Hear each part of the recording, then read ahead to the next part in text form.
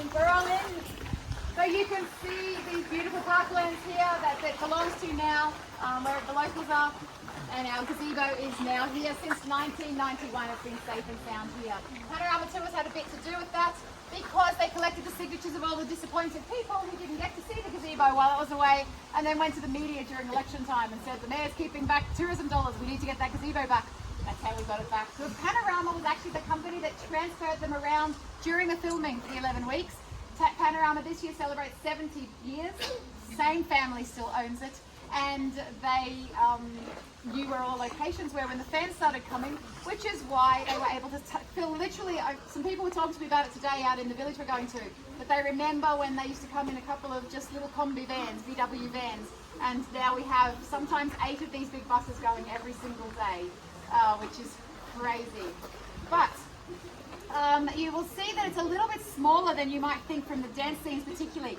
So this gazebo was used for all of the outside shots. It's the one that was in the gardens over there at the Hellbrunn Palace.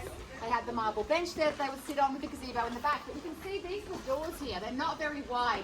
So when it comes to filming the inside shots, they needed something a bit bigger to get the camera equipment and everything into. So a half gazebo was built in Hollywood on the sound stages as well. And that one had hinges here and here that opened it up like a Barbie playhouse does. And then they could put all the lighting and everything in that they needed. So it is locked, sorry, unfortunately. There has been a wedding there yesterday, which is why it looks like this. Usually the benches are in a circle around the outside, but someone got married there yesterday. Really cute. It did used to be open as well, but you can imagine what people did. They skipped from seat to seat and they had their little moments, and then finally a lady fell, broke her hip and sued Salzburg for it. Which is always one of those things that ruins it for everybody, but now it is of course locked to protect the city and all of you, of course, so that you don't break your hips.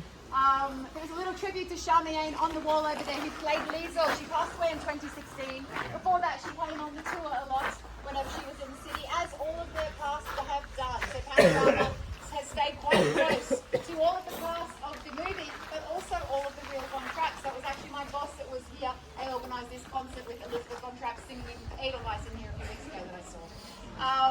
And so yes, his Facebook friends list is all of the cast. When I talk about one, it's like, oh yeah, she's a good friend of mine. Yeah, Charmian, she was a good friend of mine.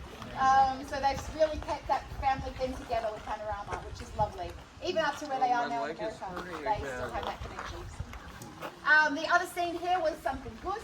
The beautiful romantic moment when the captain and Maria could finally tell each other they loved each other. And that was so romantic, but not to film, because some of the lights they had made flatulent sounds when they started off, and it didn't matter how old you are, that's a funny sound.